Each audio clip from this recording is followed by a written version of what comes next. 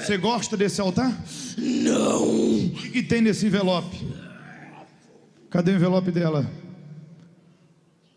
O que tem no envelope? Fogo. Tu não queria que ela viesse hoje no jejum, não? Não, fiz de tudo pra ela não vir. Tudo. O que acontece com você quando a pessoa jejuma?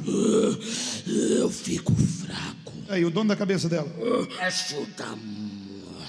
Qual é a área da vida dela que você arruinou?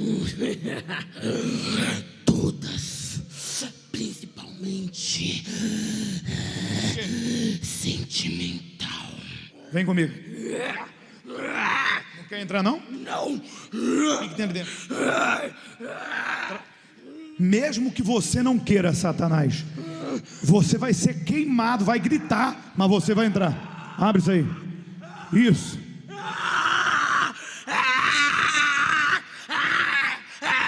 Olha pro altar. O que é que você está vendo ali? Queimado. Abre o olho. Quem é que está ali? Quem está lá? Quem que está ali? Ele. Ele quem? O homem de branco. Repete. O homem de branco. Onde é que ele está? Aponta.